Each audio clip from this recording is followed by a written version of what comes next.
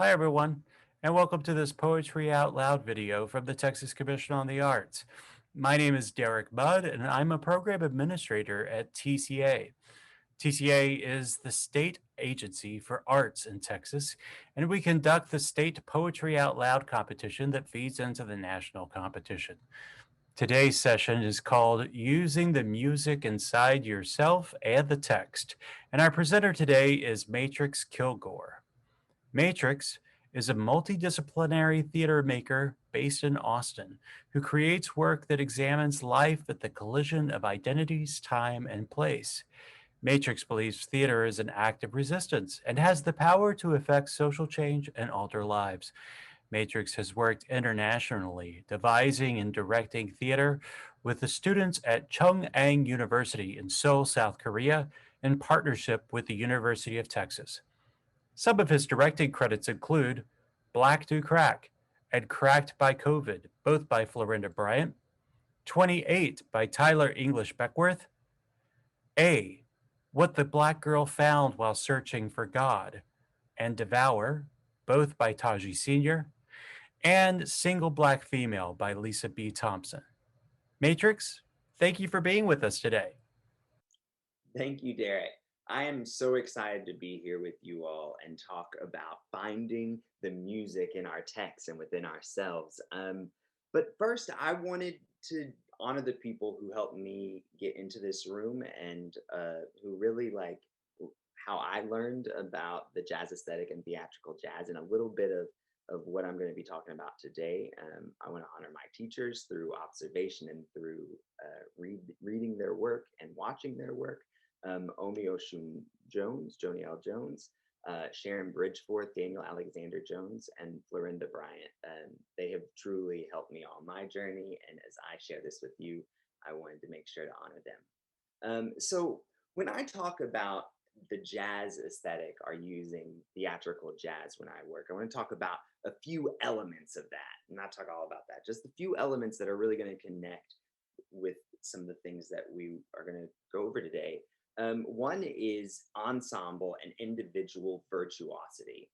The idea of using your strengths and yourself to really bring the best. And also, when I say ensemble, I mean creating ensemble with your audience, right? As you go on there, to really be in that moment with them.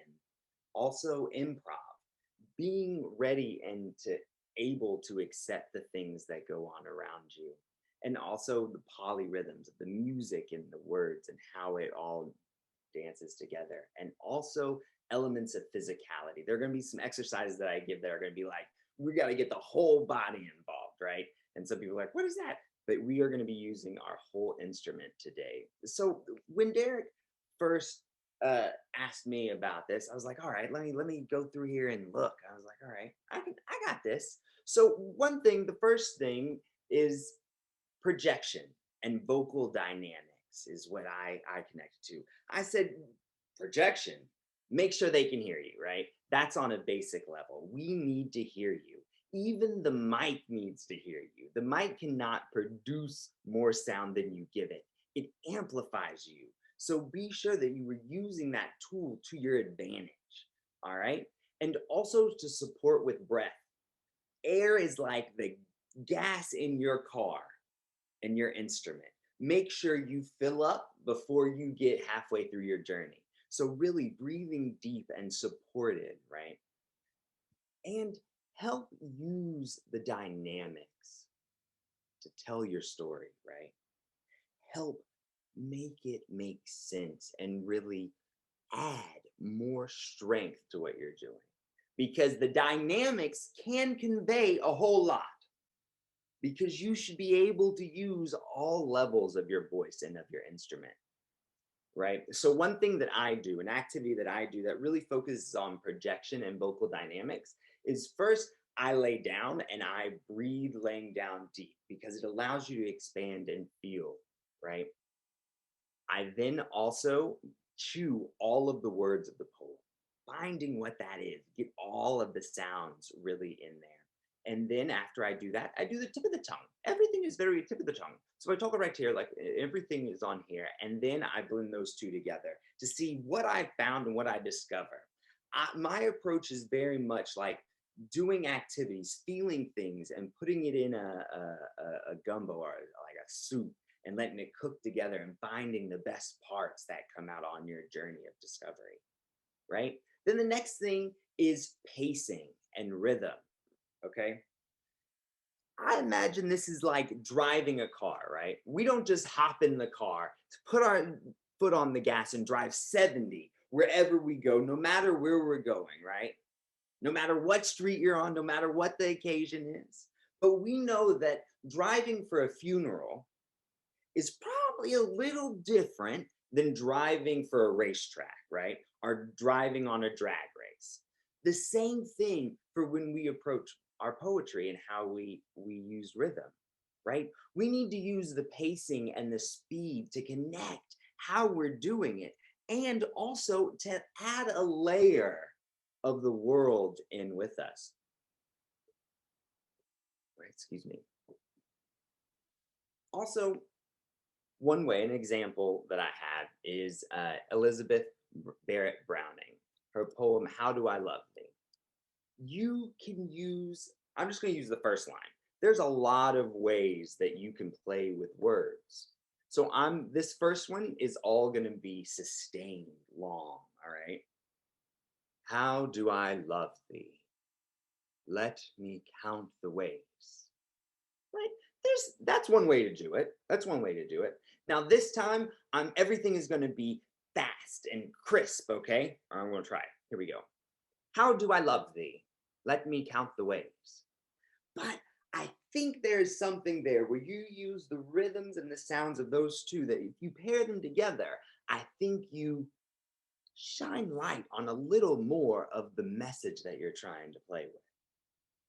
How do I love thee? Let me count the ways. I love thee to the depth and breadth and height my soul can reach. Right? So you're playing with it. You're having your audience there with you as you're keeping up the pace. All right. Also, one of the activities that I do with this one is I like to call it my chopped and screwed version, like in music, right?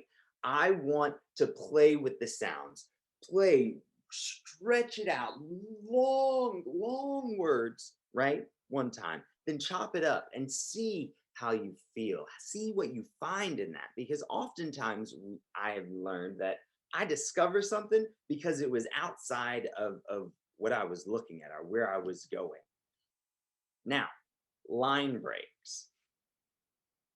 All right. Line breaks. You have to figure out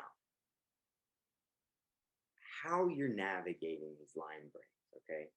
Sometimes a line break is like a stop sign. Sometimes it's a yield, and sometimes it's a flashing yellow, right? A stop sign, you got to stop, address it, look both ways before you go. A flashing yellow, right, is you're slowing down, you're taking the beat. And a yield sign, you got to stop because there's still traffic coming. So you stop, but not as long as you would at a stop sign, and then you roll through. The same thing when you're dancing in a poem and finding what you want. How are you going to approach and be intentional about your line breaks, and not necessarily, because sometimes I've noticed that I fall into a pattern and I want to be intentional about what and why I'm choosing to maneuver the poem like that. Also, silence helps you. Silence is a tool that you have, right? Honor it, love it, learn to love it.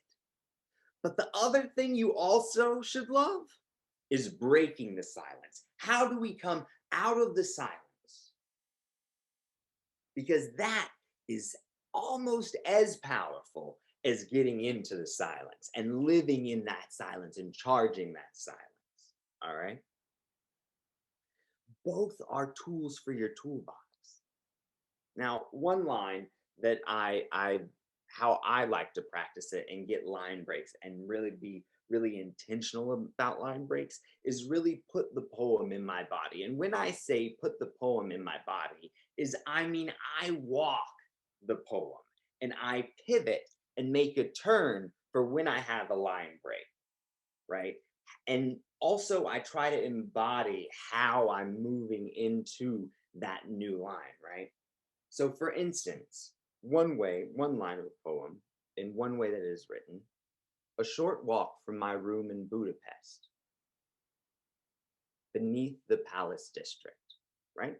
And another way that it has been broken up is a short walk from my room in Budapest beneath the palace district and the disused, right? You really want to navigate your way through the poem and find where you're lagging in your momentum. When do you want to push your momentum in there? How are you playing with pace there as well? All right. Also, vocal range. Now, when we talk in conversation, we oftentimes use a small amount of our vocal range and how much of our instrument we can use. But when we are reciting poetry or on stage and at the microphone, we have the ability to use our full voice, our full instrument. It's like a trumpet, right? A trumpet has three buttons, but it has a whole lot of notes. Same thing with your voice. You want to be able to play and enjoy all the different parts of your voice, right? And that's really what we want to look at. How are we using our lower register? But also, how can we play with being up a little bit higher and supporting it? You know, the way that I get my students to access that and start thinking about how we break up our regular ways that we roll through language is I first have them do a fire hydrant, right?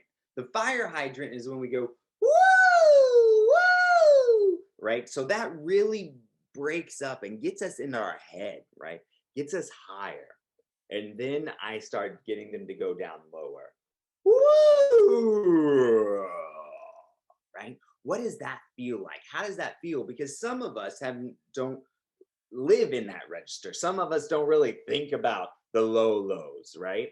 So how are we getting to play that with our instrument and finding that music within our text, right? Also, when we want to first play with the text of our poem using wild pitches. I like wild pitches just all over the place. How are we dancing? And then where do we run into something that could be really, really useful, right? Where are we discovering those things? That's the journey that I like to go on when I'm preparing. What am I finding? What am I using? What do I already have that's inside me that connects to this poem? And how can I use that and bring that forward and bring new life to the words that are on the page and get poems and poetry out loud, and how I can partner my instrument along with the poet, right? And the poem.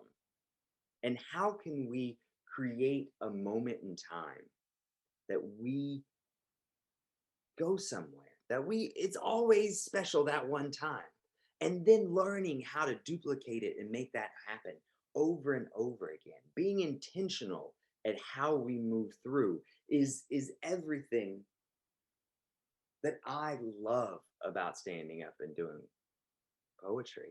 So thank you all for going on this journey. I hope some of these tools were useful and helpful for you. This is sort of my practice in a way, and how I approach. So I want to thank Derek. Thank you so much for giving me this opportunity. And I wish you all luck. Thank you. Thank you so much for doing this, Matrix. And thank you for watching this video. We hope you will watch the rest of the videos of this series. If you or your school are interested in participating in the next Poetry Out Loud competition, please contact us at poetryoutloud@arts.texas.gov.